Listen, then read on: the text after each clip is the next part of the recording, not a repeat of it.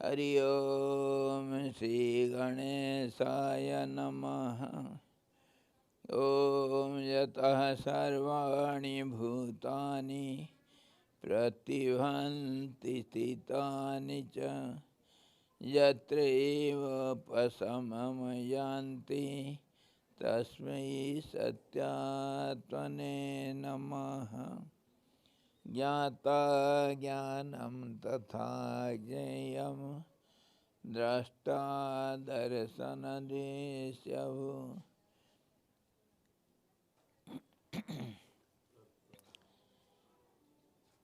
कर्ता क्रिया तथा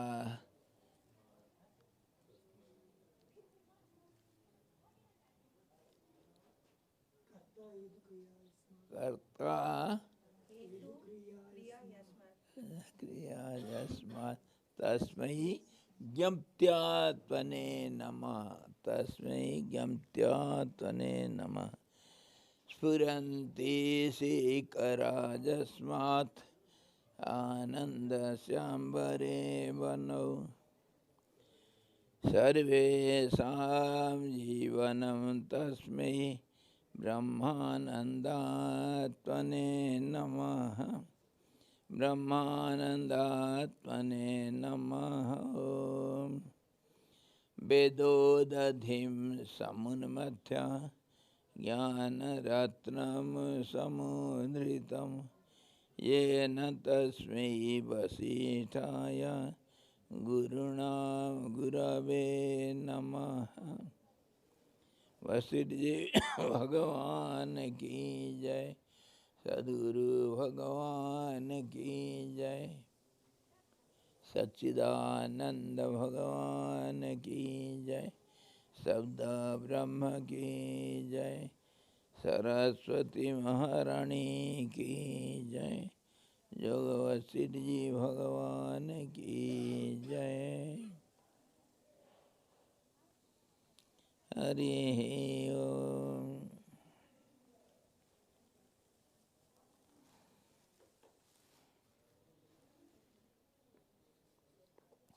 योग वशिष्ठ निर्वाण प्रकरण उत्तरार्ध। वही चीज अभी तक चल रहा है।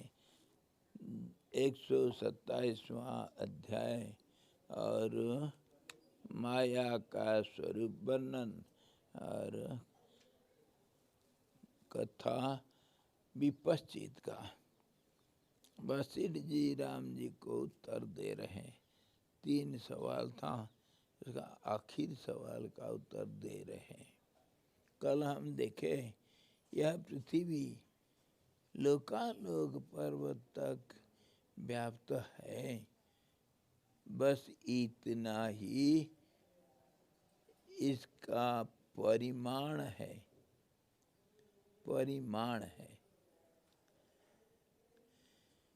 इसके अनंतर वलयाकार गोल गड्ढा है और इसमें एकमात्र समुद्राकार महान अंधकार स्थित है। कहीं कहीं पर लोकालोक पर्वत के 2 शिखरों के मध्य में थोड़ा बहुत धूप का भी प्रवेश है। इसको हम कल देखे थे। जो we are discussing the state of or the exact situation of the world, how and world is based on this gross earth, because we are on the earth. So earth we think, and what we think, that is that for us. And because everything, we are in every way concerned with the earth. So earth is the supporter or holder of the whole universe. from one angle of vision, from our angle of vision. So we were discussing how is the earth. It has got two poles. Poles means the extreme height, and that is the peak. So one will be up, the other will be down, and that up and down are our imaginations, and it is expanded up to the last peak. And then that means two peaks, two end. On that what we were discussing yesterday, what is the horizon? Horizon is the end of our sight, eyesight, and that is always in a round way. We see the circle only. Everything is in circle. So that after that, what is there after the horizon? So they say there is a black,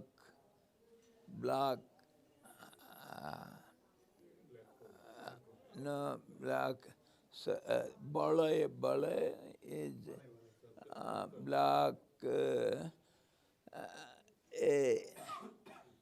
a belt, a belt around it.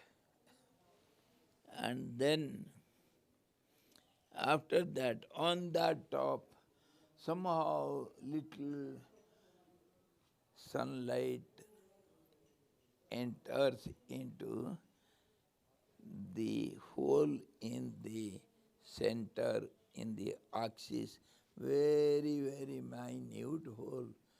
And in that hole, little light is there.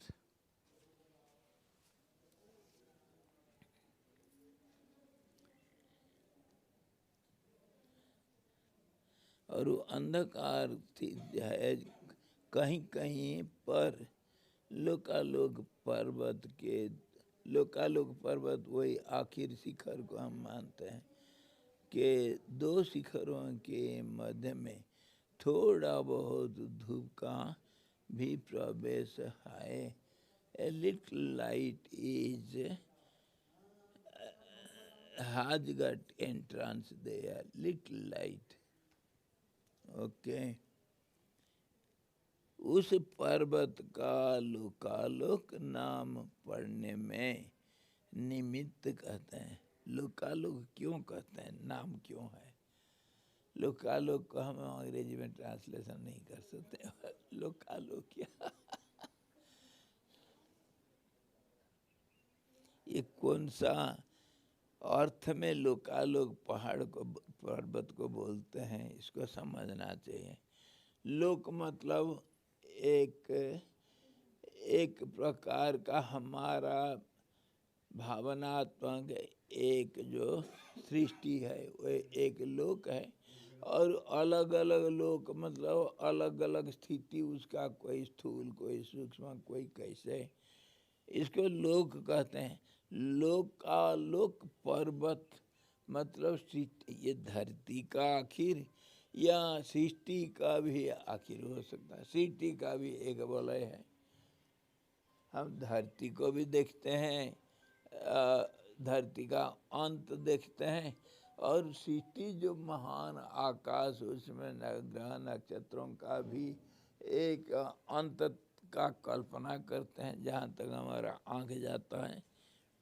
इसी प्रकार परीखा के चारों ओर रहने वाले नक्षत्र मंडल के अति दूरवर्ती होने तथा पर्वत के लोकालोक गिरी के विशाल काय होने के कारण उसी में औधित्य का मतलब ऊर्ध्व भूमि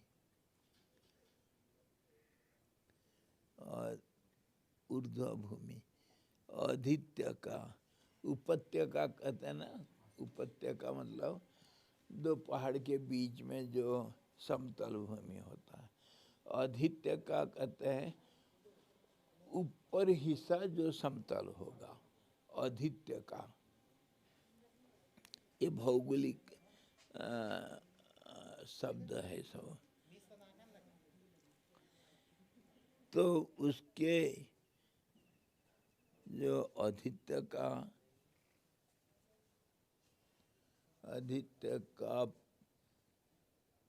पर्यंत किसी भाग में अंधकार रहता है और किसी भाग में प्रकाश रहता है, इसीलिए वह लोकालोक लोक अलोक है। अच्छा अच्छा लोकालोक पर्वत इसीलिए कहा गया। आलोक, लोक मतलब ये शब्दों का प्रयोग बड़ा बड़ा विचित्र ढंग से किया जाता है सा पुराण में, और वेद का भाषा ही अलग है और उपनिषदों का इसमें शब्दों को कैसे प्रयोग करते हैं थोड़ा बहुत समझना चाहिए, नहीं तो समझ में नहीं, अर्थ नहीं आता समझ में। लोकालोक पहाड़ क्यों कहा गया, इसीलिए वो उसको समझा रहे हैं। लोकालोक मतलब आलोक, आलोक मतलब लाइट है, प्रकाश को कहते हैं प्रकाश। प्रकाश का अर्थ कैसा होगा, आलोक क्यों होगा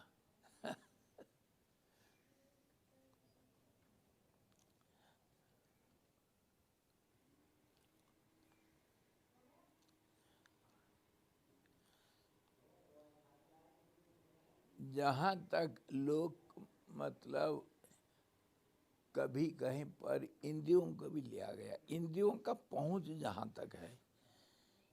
आ मतलब पर्यंत, आ उपसर्ग का अर्थ पर्यंत तक, टिल। तो लोक जहाँ हमारे इंद्रियों का पहुंच है उसको आलोक कहते हैं। आलोक माने प्रकाश तो है, मतलब इंद्रियों का गति वहाँ तक है। हम जिसको प्रकाश लाइट कहते हैं उसका अर्थ यही है, इंद्रियों का गति है उसमें हम सुन सकते हैं, देख सकते हैं, सूंघ सकते हैं अथवा स्पर्श कर सकते हैं इत्यादि। पांच इंद्रियों का जहाँ तक गति होगा वहाँ तक लोक कहते हैं। और उसका जो वलय को आलोक कहेंगे। आलोक मतलब प्रकाश जिसमें इंद्रियों का गति है। आया समझ में? ऐसे ही आकाश, काश मतलब ज्ञान, और आकाश मतलब इसका अंत वहीं होगा जहाँ से ज्ञान शुरू होता है, मतलब स्थिरता। जहाँ यह आकाश में अस्थिरता हम देखते हैं,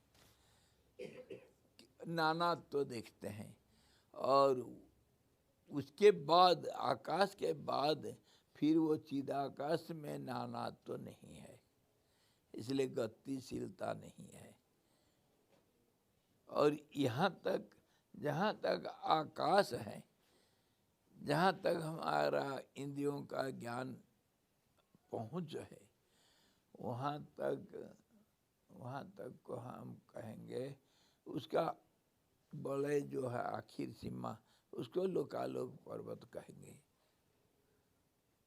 जहाँ तक हम देख सकते हैं। कल्पना कर नहीं, कल्पना नहीं, इंद्रियों का जहाँ तक पहुँच है। हाँ, ज्ञानेंद्रियों का। हाँ, till the senses reach and act, उसको कहेंगे लोकालोक। लोक और अलोक क्यों है? अलोक की कभी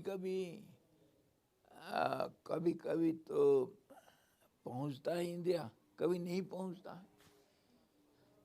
जैसे उसके उदाहरण के लिए हमारा नॉर्थ पोल को ले लो या साउथ पोल को ले लो। पोल उसको हम लोकालोक भी मान सकते हैं एक दृष्टिकोण से। हम अरे ये बड़ा कॉम्प्लिकेटेड, सब कोई कुछ मानता है, कोई कुछ उसको किसी ढंग से देखता है, कुछ ढंग से कहता है। एक सत विप्रा बहुधा वदन्ति, तभी तो कॉम्प्लिकेसी।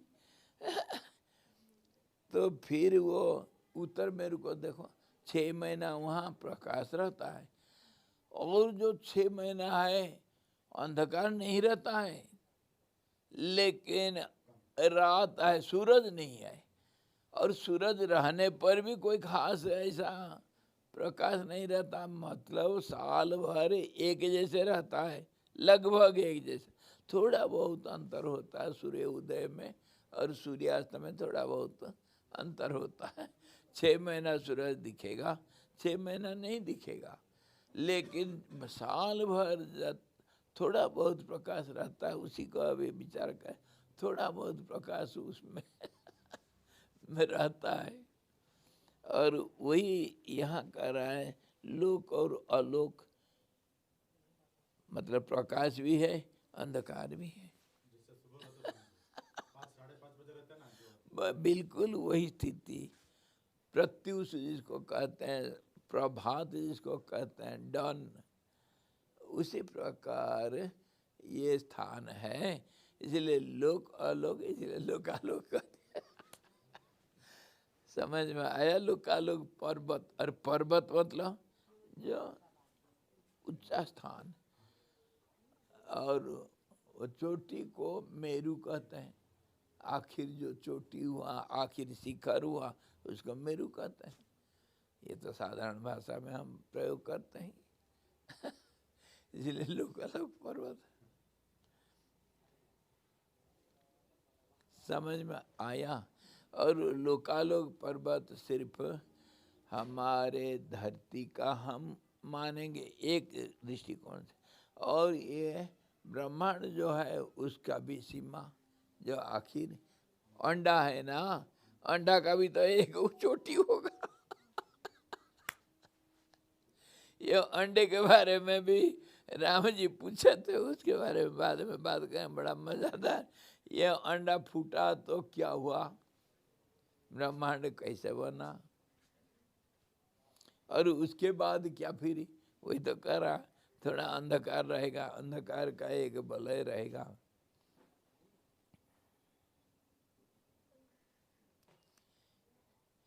इसको कौन देखा और कौन बताया? सब वशिष्ठ जी गए हैं, सब देखे हैं, अनंत ब्रह्मांड को देखें। कैसे देख लिए भाई? हैं जी? सब तो कल्पना में, जैसे हम स्वप्न में कुछ भी को कुछ कर सकते हैं, ऐसे कल्पना राज्य में कुछ को कुछ, और जैसे कल्पना करोगे ऐसा दिखेगा। और वो कल्पना एक धारावाहिक, एक प्रकार का होना चाहिए। वो कैसे, उसका आधार क्या होगा कल्पना का? ये जो हम स्थिति को हम हमारे वर्तमान में मनुष्य लोगों का साधारण जो भावना है, जिस प्रकार का नाम और रूपों का व्यवहार आपस में देखते हैं, उसी के वही ग्राउंड में तो कल्पना करना है। लाएंगे कहाँ से, और लाएंगे कैसे, कहाँ से लाएंगे? और इसके पहले जैसे था, यथा पूर्व, सारे रिपीटेशन, हम एक जगह इसको आज हम धरती को देखते हैं, ऐसे नहीं, कितने लोग कितने बार देख लिए हैं, और ये धरती कितने बन करके कितने बार बिगड़ चुका है। अरे कलियुग है, कौन सा मनवंतर है, कौन सा युग में कलियुग है, कहाँ पर क्या, ये कौन सा महाद्वीप में कहाँ पर तुम इसको देख रहे हो। तुम्हारे ये धरती का नाम कैसे क्या क्या करते हैं, कल्पना है भाई, जो जैसे कल्पना किया।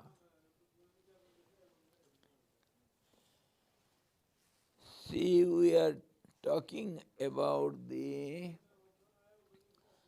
situation of our earth, which we think it is the substratum to hold our imaginary what we see really around us, the earth or other planets, subplanets, and all the stars and other whatever we have a limit of vision. Whatever we see, there is some limit. Beyond limit we cannot. Limit of our senses we can perceive up to some extent, not limitlessly. It has got some limited surrounding, limited circle within which our senses can work. It can reach and have some information. And beyond that, that is called the horizon, and that horizon is understood or taken as the end of that horizon, wherever it may be, because it is round. So where is the end? Anywhere the end can be imagined, and anywhere it can be up and the opposite will be down. So the up peak, the upward peak is called the pole, and that whatever you see it is upward, that will be north. It is imagined as north direction, and the down will be opposite to it, and that will be south. In that way there is a belt, there is a line beyond which we cannot go, and beyond that it is imagined as if there is a belt, a uh, a belt, we can say belt of uh, darkness, and sometimes the peak is lighted up, and sometimes it is dark, sometimes little light, and sometimes little dark. In that way the peak is understood, the last peak, last end. That's how it is, because it is the height, it is the limit, so it is taken as the mountain, and we have some name. Look, just as the highest peak is named as Everest, similarly this is named as Look mountain. All these are just imaginations, and those imaginations are real, because whatever we take, we have accepted as reality, all these names and forms, those objects are only imaginary.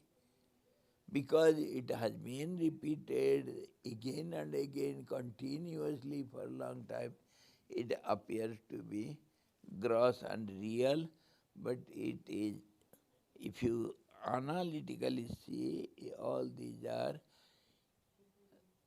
continuous imaginations only. If you withdraw the mind from it, the imaginations are deleted completely, then there is no world, there is no objects around you, neither any form nor any names, nothing will be there. So it is taken from many grounds, different grounds. We have accepted it. The whole world is imaginary only. Just as you see the dream, as long as you are in the dream will be real to you. And the moment you get up from it, you feel that it was a dream, means unreal. Some imaginary experiences.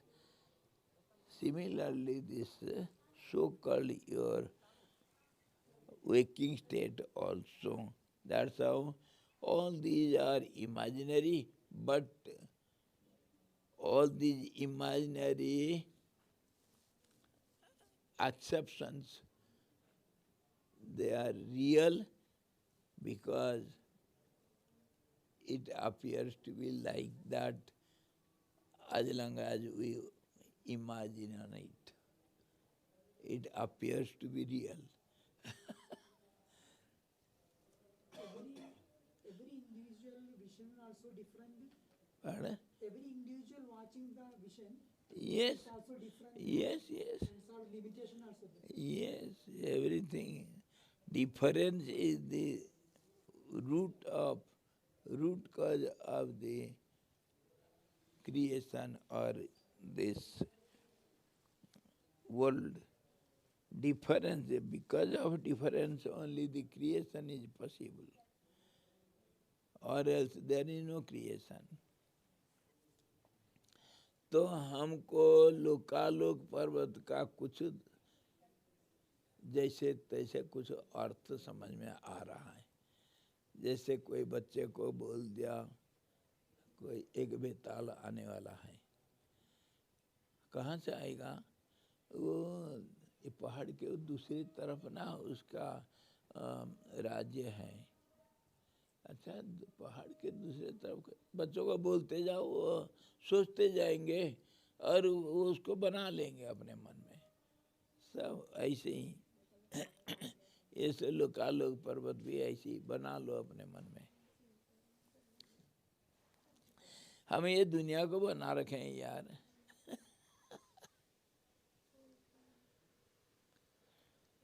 तो कह रहे हैं लोकालोक पर्वत के परले पार स्थित। अभी हम पहाड़ के उस तरफ सोच रहे थे ना, वो भी बोल दिया, सुन लिया हमसे। लोकालोक पर्वत के परले पार स्थित आकाश मंडल से अति दूर चारों ओर नक्षत्र मंडल परिभ्रमण करता है। अच्छा अच्छा, मतलब आकाश में इसके बाद आकाश है और उसमें नक्षत्र मंडल सब है। हम भी देखते हैं सब इसी प्रकार वर्णना कर रहे हैं। ये जो नक्षत्र मंडल परिभ्रमण करता है बहुत दूर तक। नक्षत्र मंडल नीचे और ऊपर कहाँ तक विस्तृत है? इस प्रश्न के उत्तर में कहते हैं नक्षत्र मंडल कहाँ तक है, उसका सीमा कहाँ है।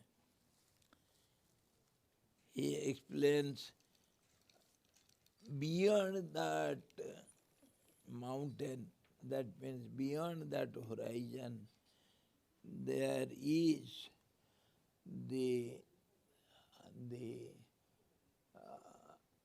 extension of the whole star world, all those stars, star world, and how far it will be, what is the end of that star world, the question is answering. Now telling पाताल से लेकर दिवलोक तक विस्तृत वह नक्षत्र मंडल आकाश में बंधा है। सबसे ऊंचे स्थित ध्रुव को छोड़कर और सारा नक्षत्र मंडल चारों ओर भ्रमण करता हुआ दसों दिशाओं में संचार करता है।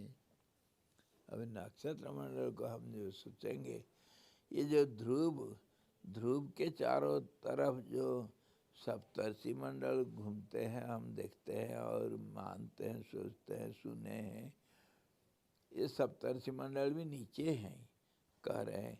सबसे ऊपर है ध्रुव, मतलब जैसे हमारा धरती का सबसे ऊपर वो जो मेरू है, ऐसा ये नक्षत्र मंडल के ऊपर सबसे ऊपर है ध्रुव, इसीलिए वो स्थिर है। और बाकी जितना नक्षत्र हैं सब नीचे और हैं, ये सब अस्थिर हैं, सब घूमते फिरते हैं। इनका जो कहना है that star world, it is extend up to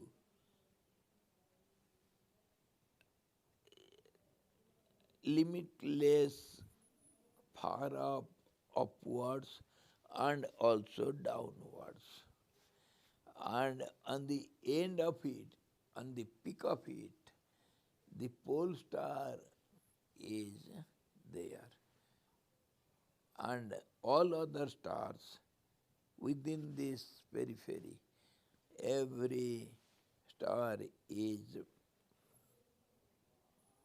restless, only that one pole star above all is fixed, because it is on the top, the central top of the whole star world.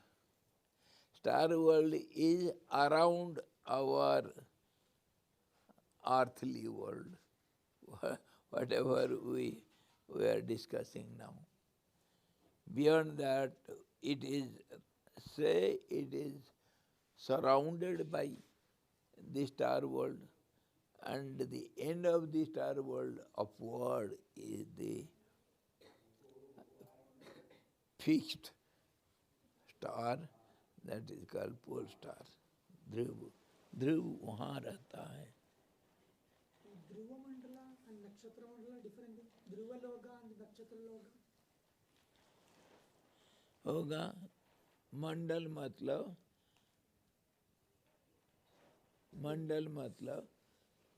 a circle around you. So when an object is there, then naturally something will be imagined around it. That is called mandal. सूर्य मंडल मतलब क्या समझ रहे हो?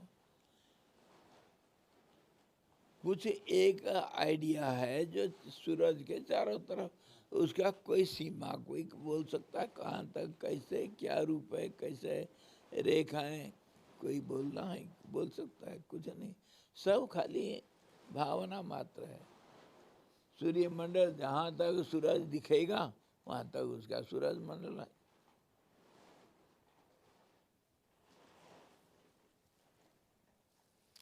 वो Napoleon कहा था,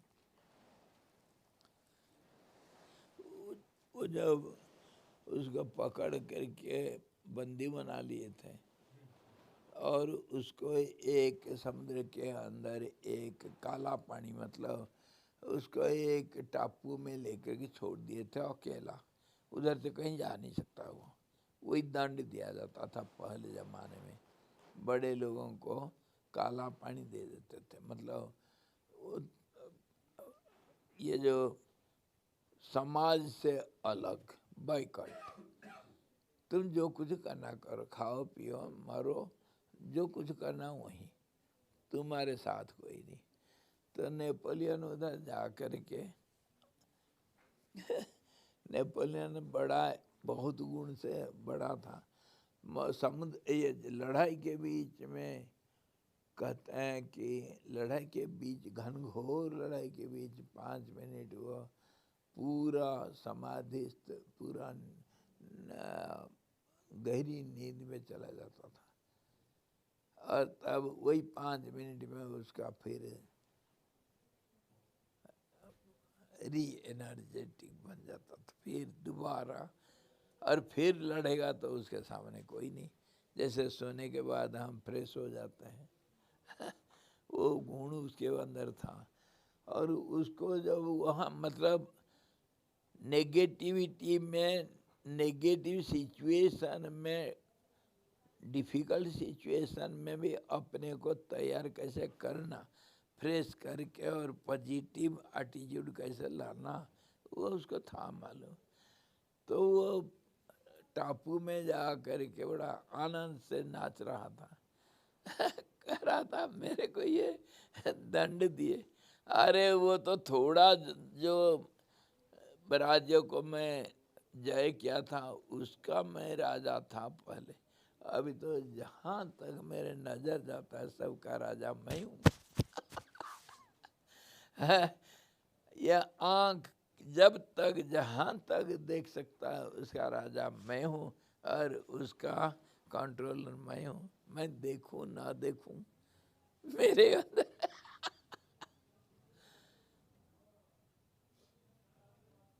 Napoleon life history में ये ऐसे ही सब कुछ कुछ डाटा दिए हैं क्यों वो बड़ा था।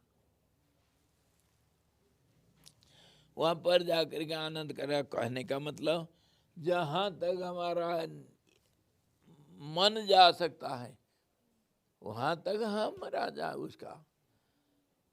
हाँ, आप कुछ कर सकते हो, मेरे राज्य में प्रवेश कर सकते हो। मेरा स्वस्तिक आश्रम में जो मैं लगाया था वो हीरा का टुकड़ा, तुम उसको निकाल के मोती का लगा सकते हो क्या? हाँ, भंडार में लगा तो कोई बात नहीं, मैं उसको निकाल के फेंक दूंगा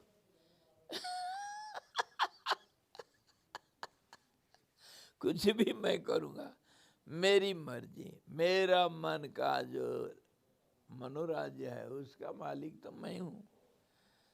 तो ऐसे ही जहाँ तक मेरा नज़र जाता है उसका मैं हूँ दृष्टा, दृष्टा सृष्टा। जो देखता है उसको मैं ही बनाया, समझे? हाँ जी, मता नहीं आंकना छोटा, कम नहीं हूँ, भयंकर हूँ, भयंकर, बड़ा भयंकर हूँ। मैं एक पल में करोड़ों ब्रह्मांड को बना करके बिगाड़ सकता हूँ। ब्रह्मा कर सकता है क्या? पूछो, चैलेंज करेंगे। मैं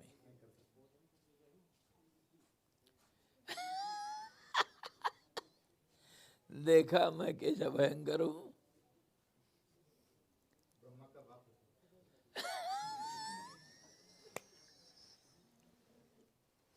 बिल्कुल सही समझे आप थोड़ा बहुत मेरे को समझते हैं, ये लोग तो समझते नहीं कुछ नहीं। हाय मेरी लीला पर रावण, हे भगवान, ये सब कल्पना, और ऐसा कल्पना हमारे जो दूरदृष्टा लोग इस प्रकार कल्पना किए, इस कल्पना के अंदर हम हैं, इसलिए हम स्वीकार करना पड़ेगा। और इससे बढ़कर के हम दूसरे कोई कल्पना कर ही नहीं सकते हैं। मन, क्योंकि उनका जो मन जो ये सब बातों को देख करके सोच करके हमको बता रहे हैं, उनका मन का शक्ति हमारे मन के हम सोच ही नहीं सकते हैं वो कैसा उनका मन होगा। तभी तो वो इसी प्रकार सोच को दृढ़ किए और हम लोगों को बता रहे हैं।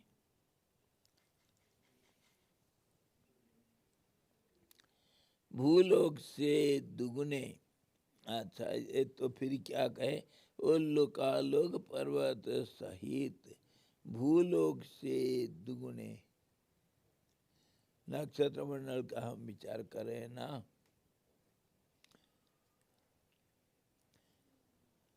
पाताल से लेकर दिवलोक तक विस्तृत वह नक्षत्र मंडल आकाश में बंधा है। आकाश में बंधा मतलब स्थिर है। अच्छा, सबसे ऊंचे स्थित ध्रुव को छोड़ करके और सारा नक्षत्र मंडल चारों ओर भ्रमण करता हुआ 10 दिशाओं में संचार करता है। 10 दिशाओं में, ऊपर नीचे आगे पीछे चारों दिशाएं सारा। तो ये नक्षत्र मंडल सब गतिशील है, कोई स्थिर नहीं। हमें इसको कितने बार विचार किए हैं।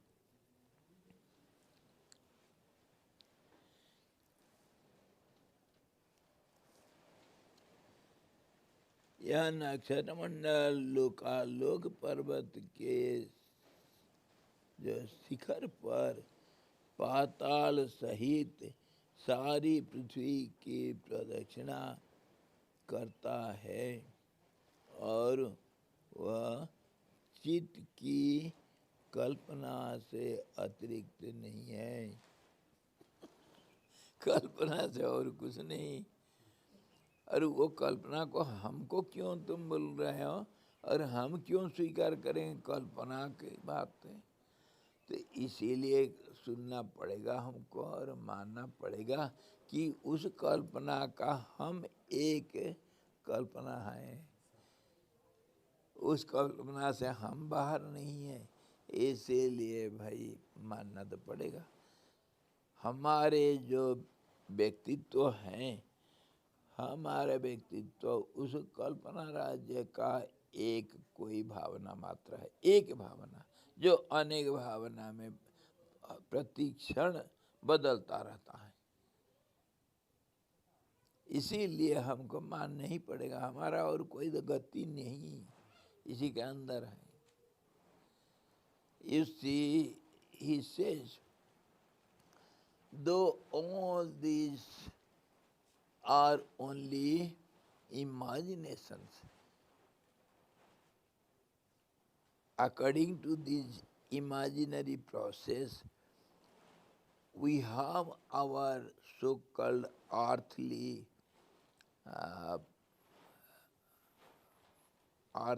world, and then above it all these the star world, which is ever restless.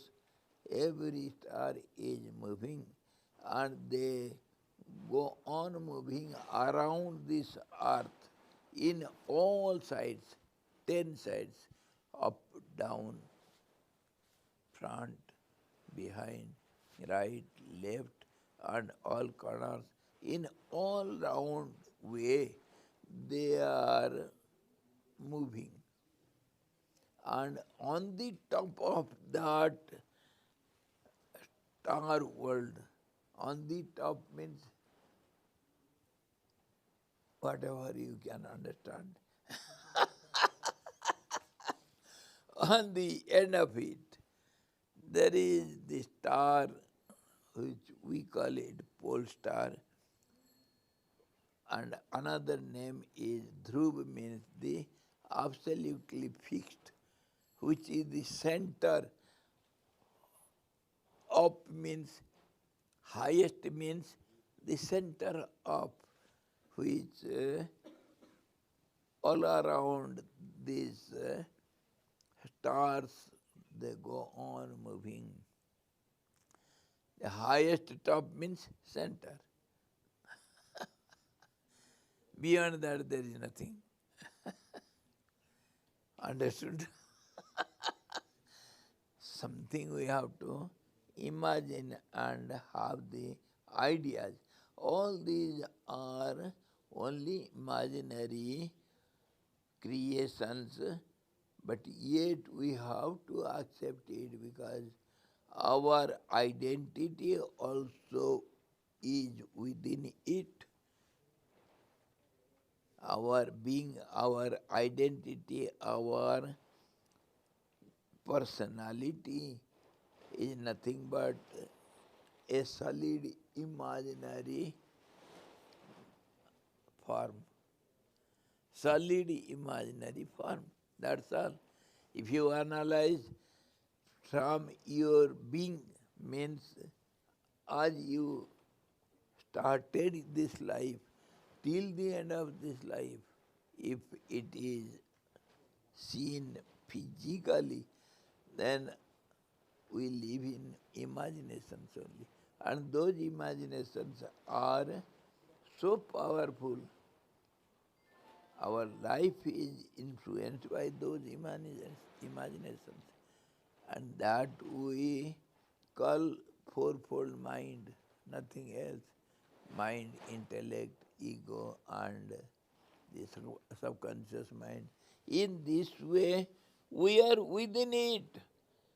You are bound to accept all these imaginary stories. You cannot get out of it.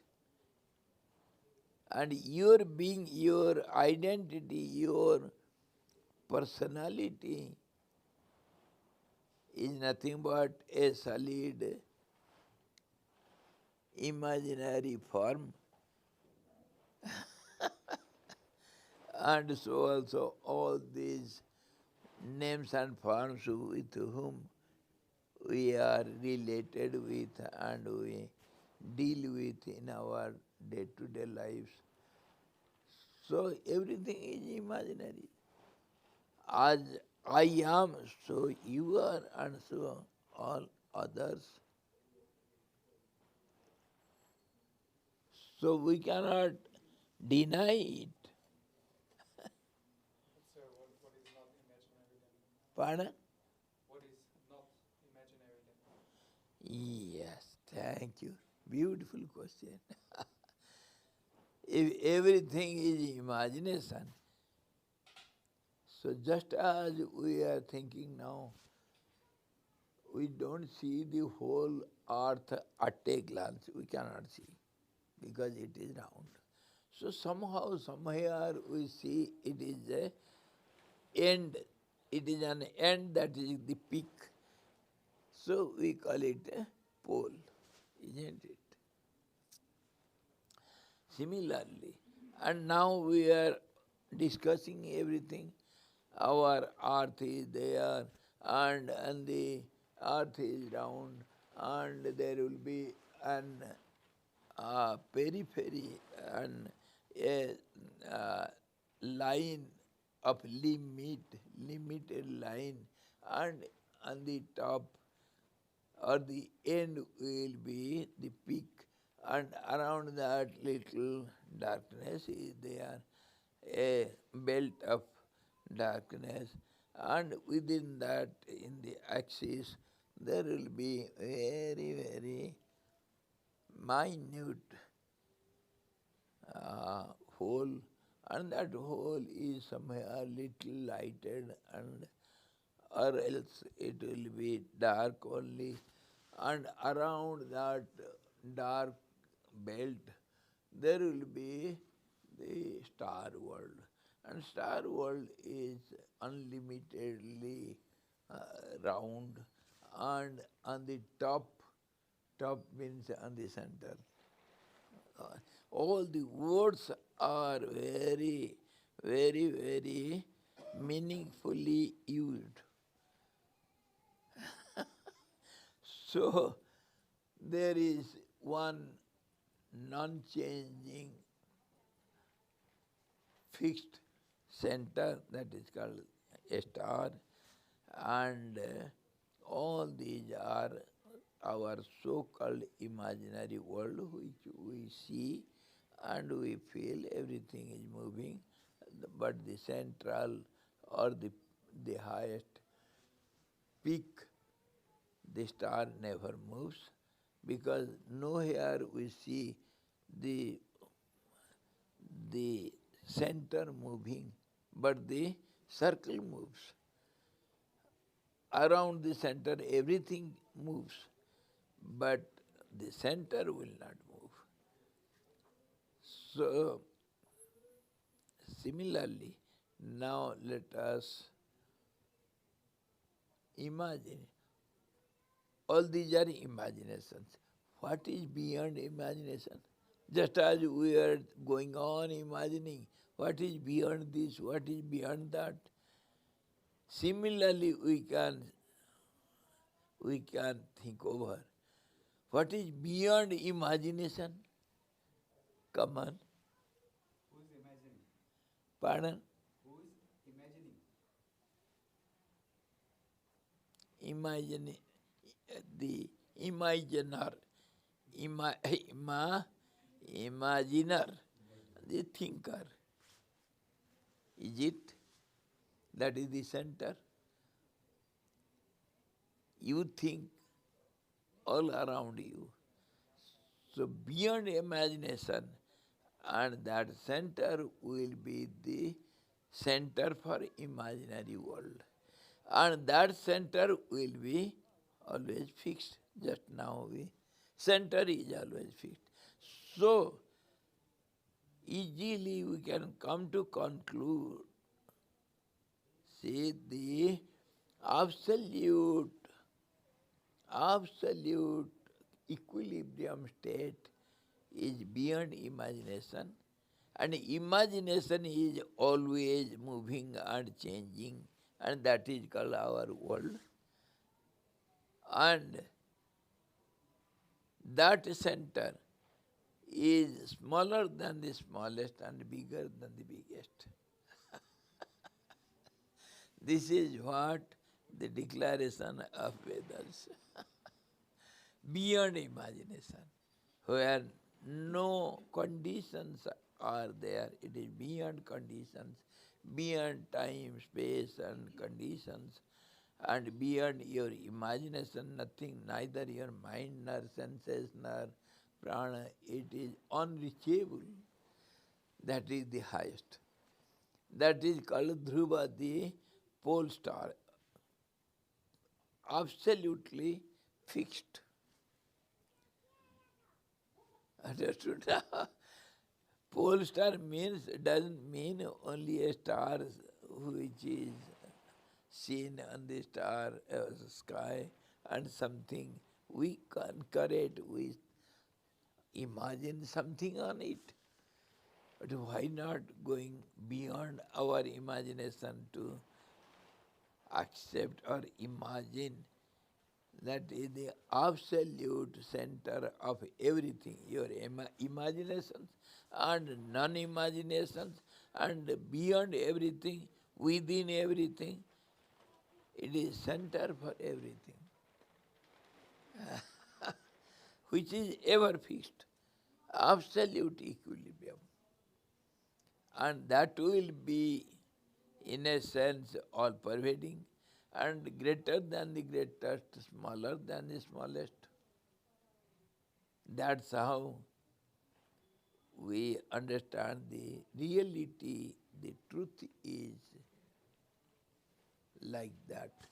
Of course, we cannot have any idea over that, but yet, just as we can see the top of the mountain from a distance, though we have not reached it, we don't have real experience of it, real knowledge of the peak, yet we can see from a distance and say something which is partially right.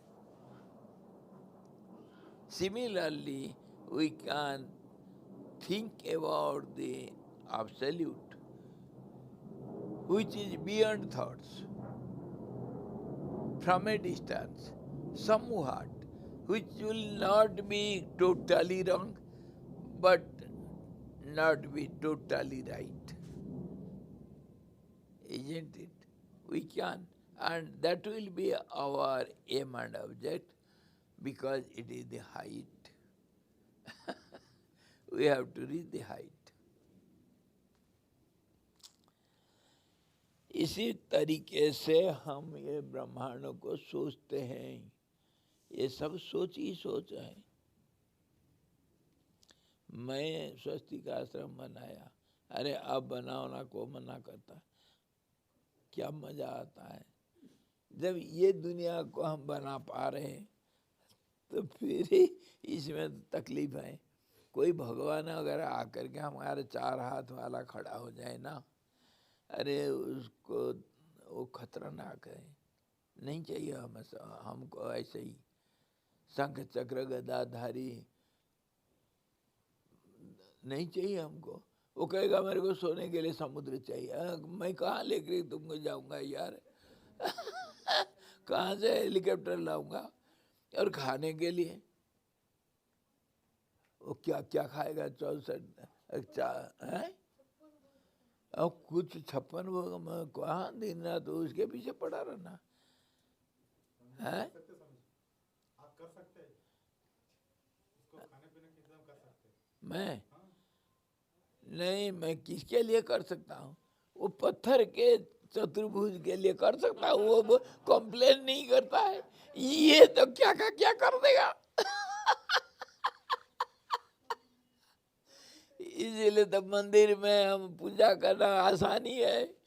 अगर सचमुच वो कालू आ जाएगा, अरे उसको संभालना मुश्किल यार कुछ भी नहीं छोड़ेगा। ये देखो, एक छोटा सा वो बालकृष्ण नाक में दम कर देता है इसीलिए दूर से नमस्कार भाई, कल्पना राज्य में रहना अच्छा है अगर सच कोई हो जाए खतरा है, वो कौन मोल लेता है? अरे नाक में दम करेगा, बैठने नहीं देगा, उठने नहीं देगा, वो भगवान। खतरा है, जान पूछ गए क्यों खतरा मोल लेना है कि नहीं? तुम जाओ वही हमको नहीं चाहिए। भगवान तुमको नहीं चाहिए, नहीं उसका नाम काफी है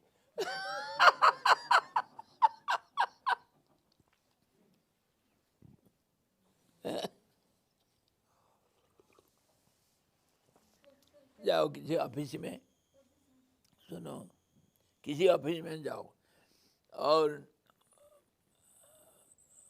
डीएमबी, डिस्ट्रिक्ट मजिस्ट्रेट हो, डीएफओ, कोई बड़े ऑफिसर के पास जाओ,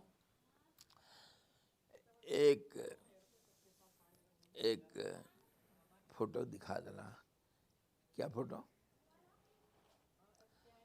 मुर्मू के साथ खड़े हो और बैठ के भोजन कर रहे हो, एक दिखा देना वो टट्टी करेगा उधर 25 लगेगा उसको जो कहोगे वो हो जाएगा।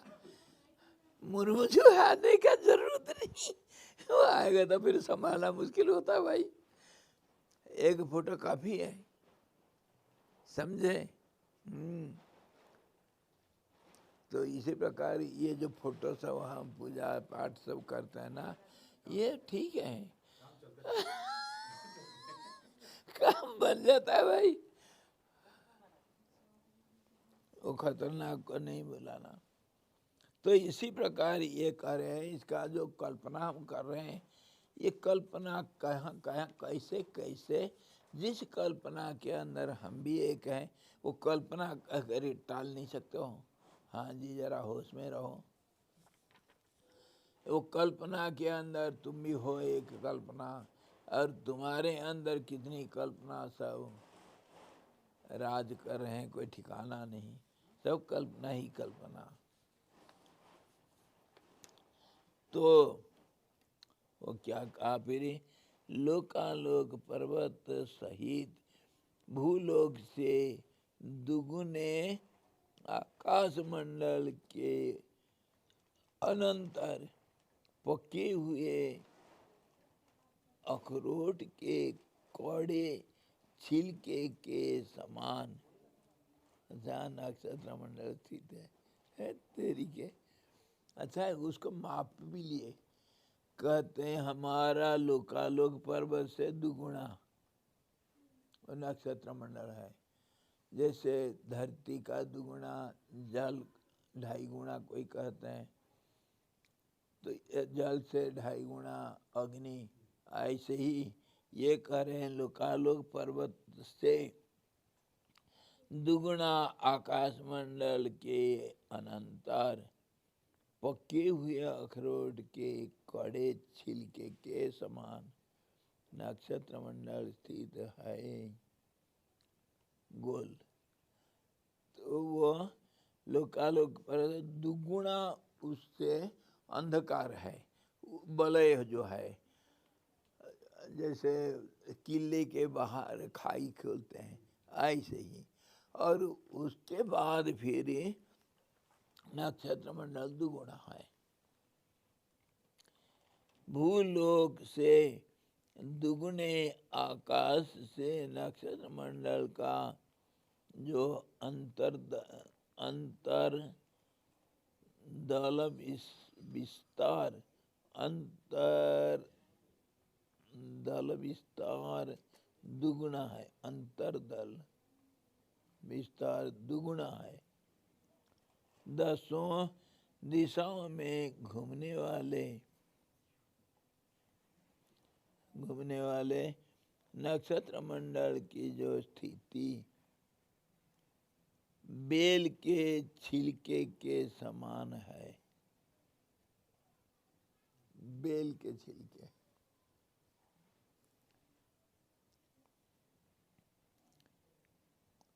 अच्छा जी।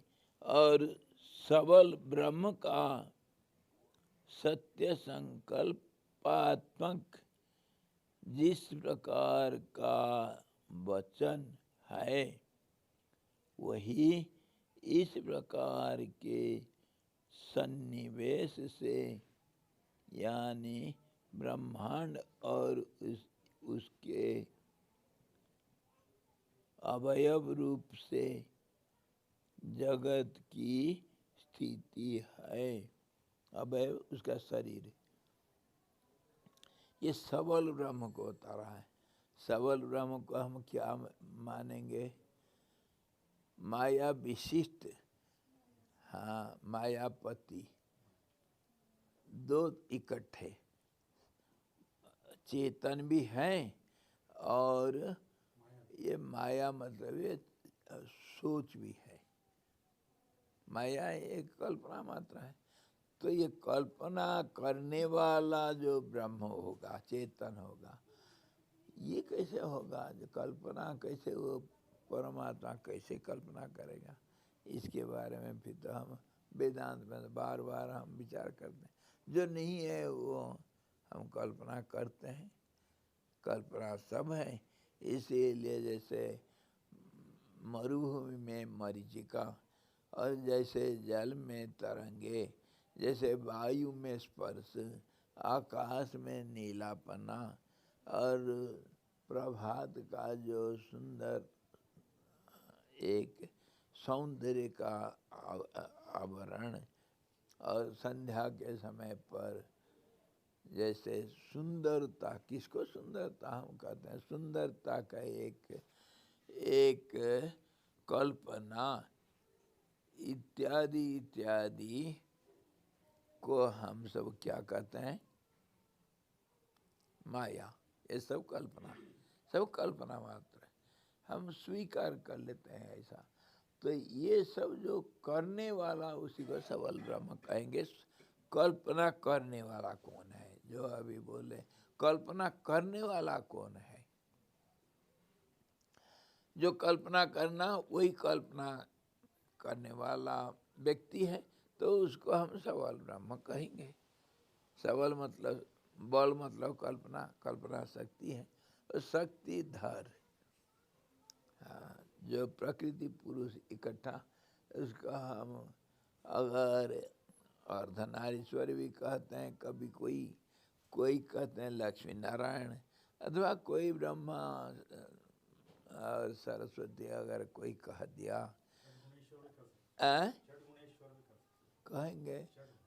हाँ, जो कुछ कही, कैसे कभी अलग अलग दृष्टिकोण से कोई कुछ सोचा, कोई भाषा को प्रयोग किया, इसी ढंग से हम ये सृष्टि को मानते हैं और इसका आंकलन किए।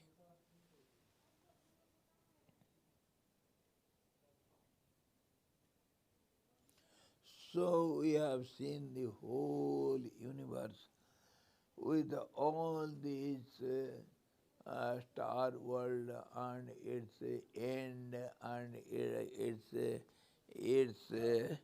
volume. It is twice more than our earthly world, and it is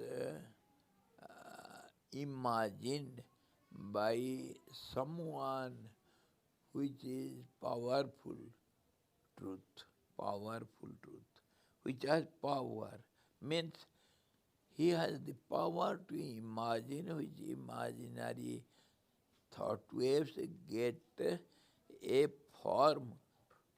It is not just imagination without forms. Imaginations have different status. You see, some imaginations they are just like wind. They pass away, they are forgotten, they are created and forgotten and gone. And some are stronger, some are very persisting, and some get a form, and the same imagination being sound, it becomes a name, some relationship with other imaginary forms.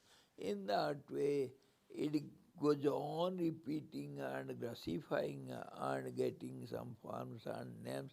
In this way, the world is going on. And there is one who is responsible, who is the basic cause for all this, and his imagination. So that will be the central point, the center of all origins. So that is known as the power holder. One being, powerful being, which is going on imagining and in different status, different ways, some subtle, some gross imaginations, they take some forms and everything. This is what is known as our so-called universe, and wherein we are all identities formed by the process, and that one is the center of all this. And that never changes. And it is the holder, the controller, and the manager of the imaginary process. That is called the creator. Got the point? How this universe is created by whom? Some imaginary, some so strong imagination.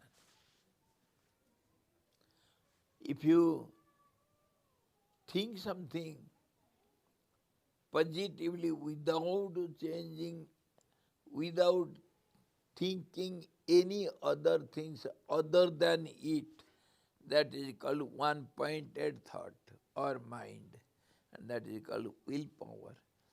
Willpower works wonder. So, if you think something continuously, which we know in yoga, we call it meditation. And still further, we call it samadhi. And still further, when you are established on this state, then you get such power. If you come down from that state of your being, then you can work wonder according to your previous habits. Because you had some different identity. Now you have entered to that absolute equilibrium without doing anything, without imagining also. So if you can come down from that level to a lower level of imaginary status, then you can work wonder, because you are now related and connected with the center. It is just like the friend of, being the friend of or relative of the president, or the family member, or it is the manager of supermarket director. You are the manager. So you can't do anything and everything as you like, because director is in your hand. This is how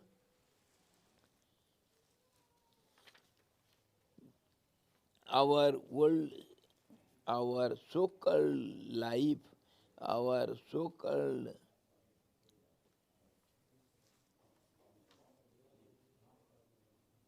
relations and connections and all these are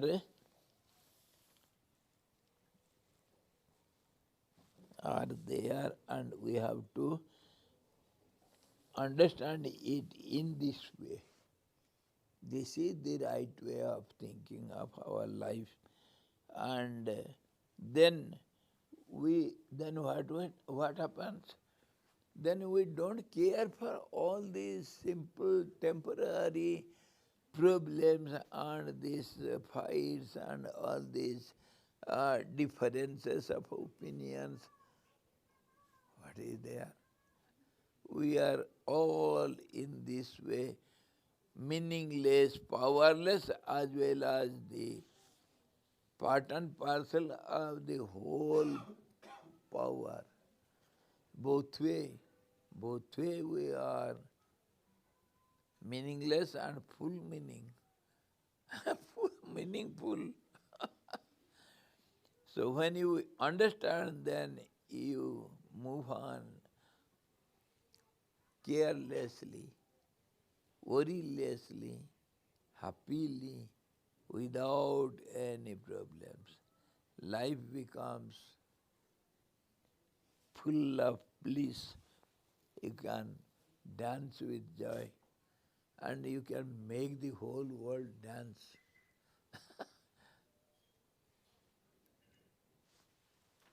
That's how it is. It is absolutely needed to understand who am I, where am I, what am I, when am I, what have I to do, what is the duty, what is not, what to do, think, what to speak, how to lead our life. Without understanding all this, if we are leading our life, life is miserable. Life is, this world is full of problems and miseries. And one who understands it and accepts it, experiences it, for him, world is just a puppet. It can play with it. That's how we have to contemplate over all these again and again seriously.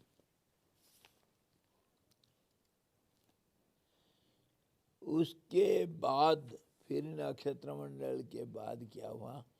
नक्षत्र मंडल से दुगना पूर्वोक्त आकाश से दूसरा आकाश है और वह कहीं पर प्रकाश से जगमगाता है और कहीं पर गाढ़ अंधकार से व्याप्त है।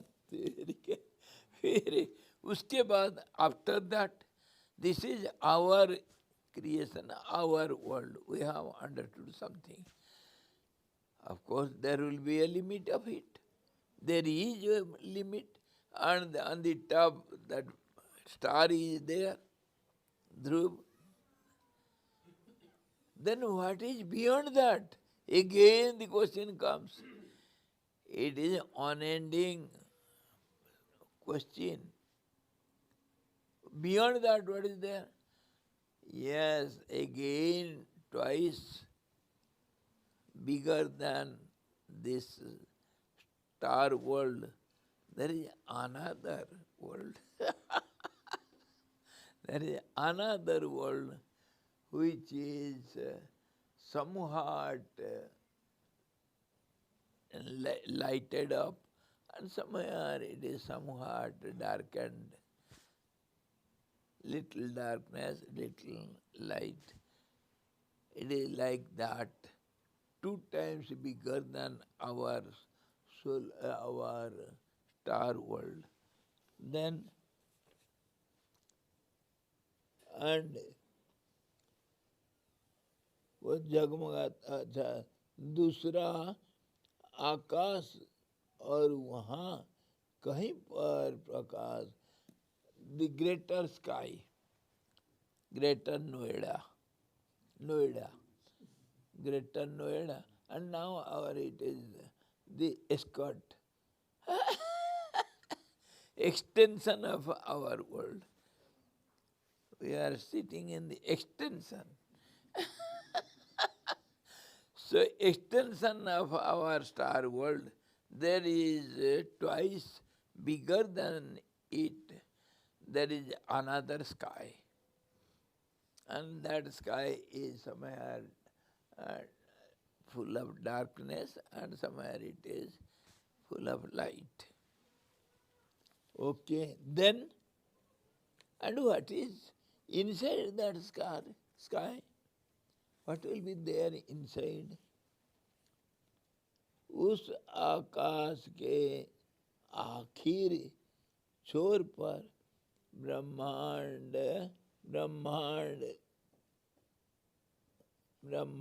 कपाल है। ओहो, है तेरी के, उनमें एक कपाल ऊपर है और एक नीचे है।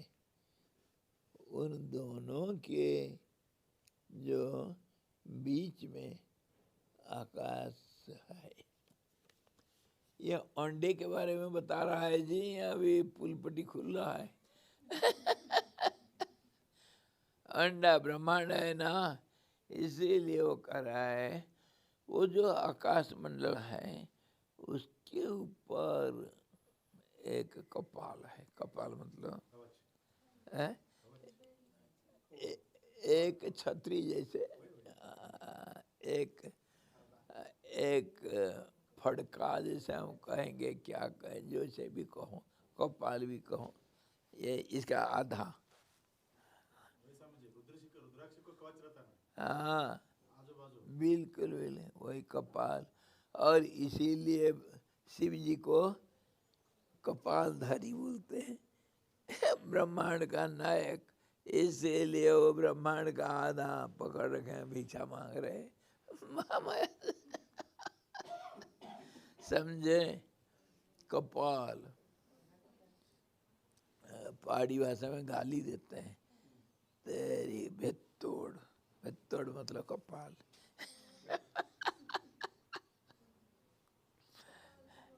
तेरे कपाल सब भाषा में लगभग उड़ीसा में बोलते हैं, तेरे कपाल। हाँ तो मुंडा। तेरे कपाल, इधर पहाड़ी भाषा में बोलते हैं, तेरे भित्तोड़। मतलब तो किसी काम का नहीं, किसी काम का नहीं। So what he says, beyond that, 2 times bigger than our star world, there is the sky, somewhat lighted, somewhat darkened, and beyond that, there is over that, above that, there is a, what we can say, that, क्या कहेंगे अंग्रेजी में कपाल को? Skull. We can say it skull, but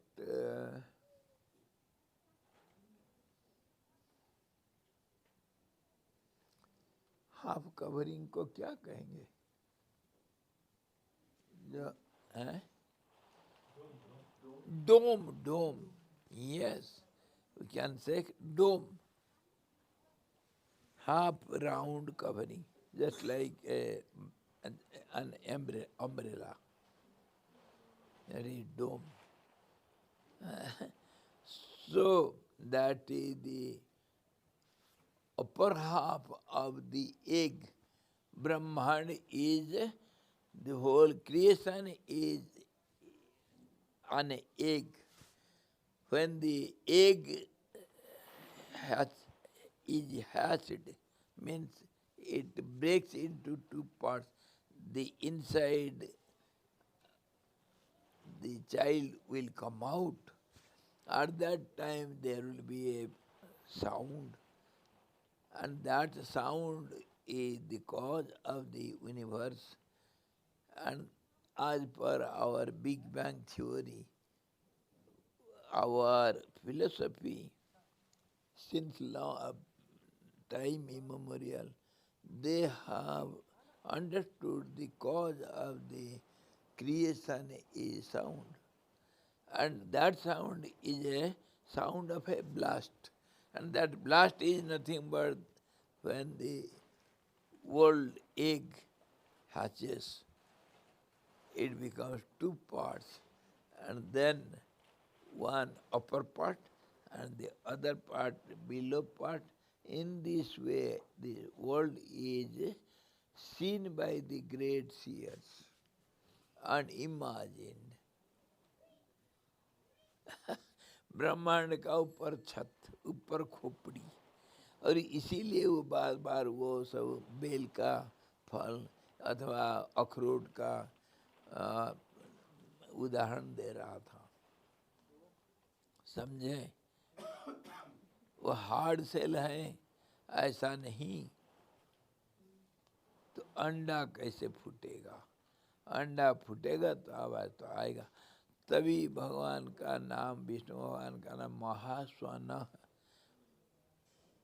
सबसे बड़ा आवाज का नाम है विष्णु।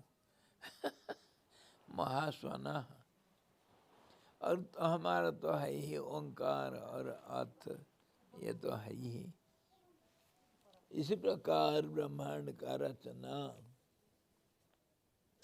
उस आकाश के आखिर छोर पर ब्रह्मांड कपाल है, इसको तो देख ले। 1 अरब योजन विस्तीर्ण, जो वज्र के समान कड़ा और मजबूत कल्पना मात्र स्वरूप,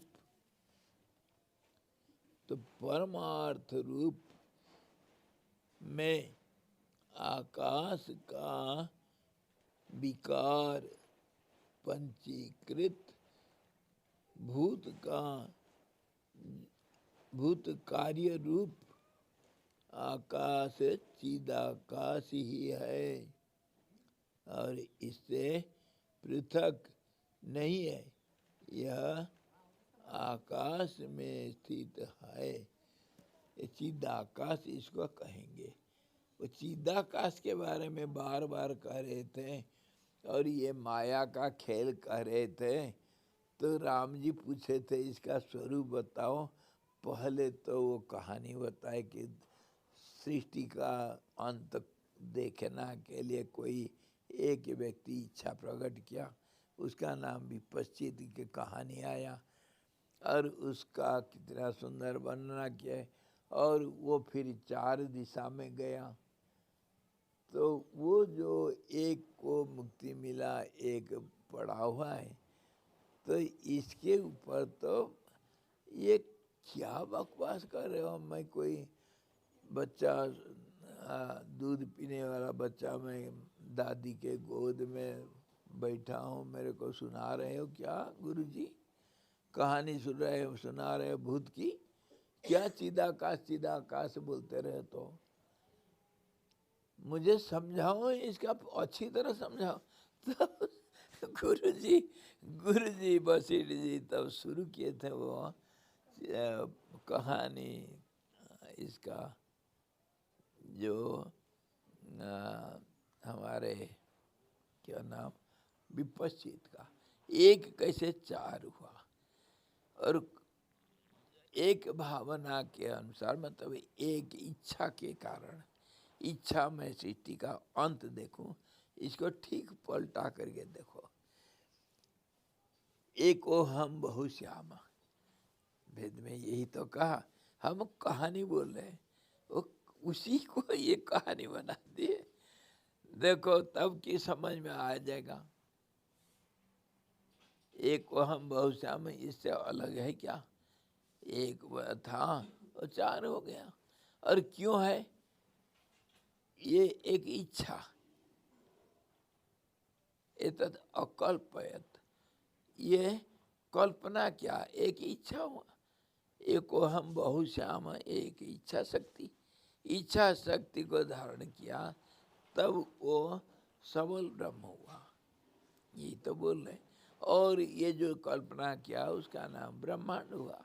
अब ब्रह्मांड का ऊपर खोपड़ी कैसे, बाद में फिर समझाएंगे।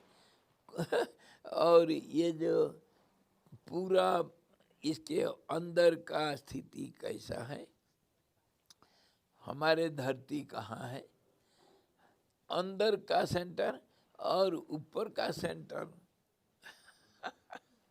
है कि नहीं? 2 सेंटर हमारे धरती, वो सबसे अंदर होने से तो स्थूल जो होगा वो तो अंदर हो गई। तो इसीलिए यहीं से हम शुरू करके गए खोपड़ी तक, और उसको अगर हम मानेंगे, कहीं पर नाभि मानते हैं और कहीं हृदय मानते हैं। हृदय को भी एक सेंटर माने और नाभि को भी एक सेंटर माने थे। ये सब आपस में तुलना करके सब देखने से समझ में आता है। ये कहानी बता रहे हैं तो कहानी के जरिया से हमको ये पुराणों का और ये वेद वेदांत का ये जो सब रहस्य सब तब समझ में आता है। और समझ में आने का कुछ नहीं है जी, समझने के लिए कोई कठिनाई नहीं, बड़ा आसान है। क्या आसान है? सबसे आसान। अरे मैं जो सोचता हूँ वही मेरा है। नहीं सोचा तो पराया नहीं है। जो मैं सोचा वही मेरा दुनिया। और उसको हम कितनी बार विचार करके देख रहे हैं। अरे मैं सोचा ये मेरे बाप, तो ये मेरा बाप बन गया। हमारा आत्मानंद था ना, आत्मज्ञान। आत्मज्ञान भाई, आत्मज्ञानानंद जी जो स्वामी जी का पिए रहे, देखे नहीं आप लोग हैं? हैं? Computer master. हाँ, वो अपना पिताजी को गाली देता था। बड़ा मजा आता है गाली। साला मेरे को पैदा कर दिया, छोड़ दिया, मैं साधु बन गया। क्यों पैदा किया था? और वो जो बोलता है मजाक में बोलता है, गाली देख सुनने के लिए, उसके अंदर रहस्य भरा हुआ है। बड़ा बड़ा गहराई तक बात करता है। और बात भी ऐसे ही है। और समझने के लिए है क्या यार? मन को चुप कर दो, क्या रह गया समझने के लिए? यही तो हमको साथ बार बार शास्त्र कहता है, क्या योग कहता है, कितनी किस्म के योग, कितने किस्म के साधना प्रणाली, क्या क्या नहीं है दुनिया में। और सबको इकट्ठा करके देखो है क्या दुनिया में। एक ही चीज, चुप हो जाओ, नहीं तो हल्ला करना है, मेरी मर्जी में कुछ भी करूं। लेकिन एक इसमें भी एक लेकिन तो सब जगह पर लग जाता है। तुम कुछ भी करो पर तुम जैसे दूसरे भी हैं। हाँ, दूसरों को अनदेखा नहीं कर सकता। क्या योग वशिष्ठ है कहाँ? ये राम जी पूछे आप आज नहीं बता, पूछ रहे हैं। राम जी 2-3 बार इसके बीच में पूछ रखे हैं। गुरु जी आप तो कहते हैं दुनिया नहीं, क्या आप जो बोलते हैं उसका मैं सच मानूं या न मानूं? दुनिया तो नहीं, शब्द का कोई अर्थ नहीं। आप जो बोलते हैं उसका कुछ माने है क्या मैं मानूं? तो वशिष्ठ जी बोलते हैं, राम थोड़ा देर चुप हुए। थोड़ा देर चुप हो करके बोलते हैं, राम ना मैं कुछ बोला ना तो कुछ सुना। थोड़ा देर चुप, ये तुम कुछ नहीं सुना। अरे ना मैं कुछ बोला, सब शांत शांत हो जाओ। नेगेशन, नेति नेति, नेति नेति का आखिर, ना मैं कुछ बोला ना तो कुछ सुना, चुप हो जाओ, चुप। फिर कहाँ सवाल? योग वशिष्ठ कहाँ है? ये तो आपका मन का विलास है। चित्त विलास। हाँ जी, योग वशिष्ठ क्या है? आप सुनते हैं तो आपके लिए योग वशिष्ठ है। मैं कुछ विलाप कर रहा हूँ, इसको योग वशिष्ठ कहे। कितने बातें मैं करता हूँ, आप भी कितने बातें करते हैं। कुछ शब्दों को इकट्ठा किए जो हमारे लिए, कुछ लोगों के लिए, कुछ भावना का केंद्र के लिए, जिसको हम चित्त कहेंगे, उसके लिए थोड़ा सा सूदिंग, मक्खनबाजी। तो इसलिए सुनो, नहीं तो क्या इसमें है क्या? क्या योग वशिष्ठ है? योग वशिष्ठ करके कौन सा अलग क्या बता दिया ये योग वशिष्ठ नाम हो जाएगा? वशिष्ठ जी क्या कहेंगे? वशिष्ठ जी को बोले हम मानते हैं, ऐसा कितने ने बोले हैं? कौन सा अधिक बोल दिए? हजारों बार हजारों वशिष्ठ आकर के किसी को भी बोले, वो खुद बोलते हैं। और हम मानते हैं। है? तो फिर किसको माने, किसको न माने, किसको स्वीकार करे, क्या है? मनोरंजन करना है, मन है, वो बदमाश कभी जाकर रोता फिरता, उसको थोड़ा हंसाओ नचाओ। बच्चा रोने से अच्छा नहीं लगता, बच्चा तो अपना है, तो खिलाओ पिलाओ, थोड़ा रसगुल्ला खिला दो, चाटते रहेगा, फिर पूछते रहो उसको, और डराओ धमकाओ, फिर प्यार करो, यही तो मज़ा आता है, यही मज़ा लेना। दुनिया तुम्हारी, मज़ा ले लो, दुनिया का मज़ा ले लो, दुनिया तुम्हारी है। इसको जो समझेगा वो जलता हुआ भी हंसेगा, डूबता हुआ भी हंसेगा, और पहाड़ से गिर करके टुकड़े टुकड़े होते हुए भी वो रोएगा नहीं। और ऐसा व्यक्तियों का टुकड़े टुकड़े मांस के भी राम राम बोलता है? खून खून भी राम बोलता है, ऐसा व्यक्तियों का, जिसका व्यक्तित्व पूरा उसमय हो चुका है। तो फिर उसके लिए क्या कहना, क्या ना कहना। सर्वम ब्रह्ममय रम किम वचनीयम किम वचनीयम, किम कथनीयम किम कथनीयम, किम सोचव्यम किम सोचव्यम। सर्वम ब्रह्ममय रम, वो सदाशिव ब्रह्म, वो बोल सकते हैं। और उनका हाथ कट गया तो दुख नहीं, और जुड़ गया तो सुख नहीं। उसका स्थिति को देखो, और हमारा स्थिति है, एक टुकड़ा कहीं कहीं हाथ कट गया तो रोते फिरते हैं, और एक दिन भोजन नहीं मिला तो गाली गुलज लड़ाई हो जाता है। क्या नहीं करते हम? इसीलिए अगर किसी को वो आदर्श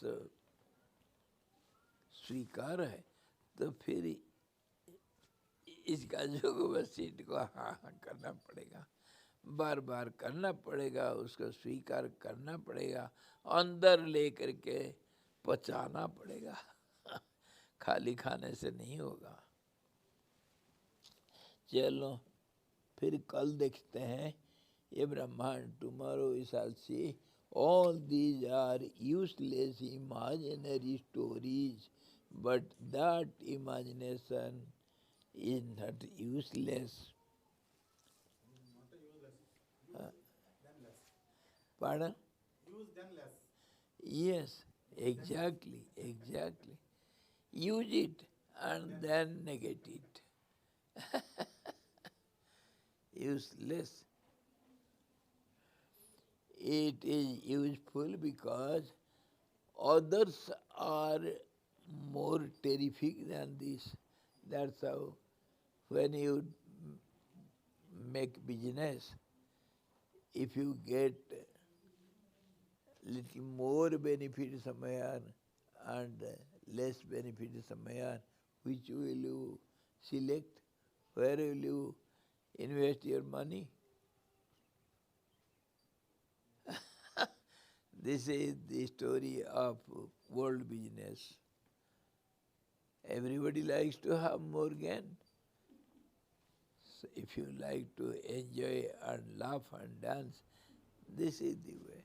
Everything is imagination. Kick it, blink it, forget it. You are away from all this. If you accept it, then see, if you like, accept it. Nobody is denying. Nobody forbids you. Hari Om Purnamadaha Purnamidam Purnat Purnamudachyate Purnasya Purnamadaya पूर्णमेवावशिष्यते। ओम शांति शांति शांति। सद्गुरु भगवान की जय। सच्चिदानंद भगवान की जय। शब्द ब्रह्म की जय। सरस्वती महारानी की जय। जोग वशिष्ठ जी भगवान की जय।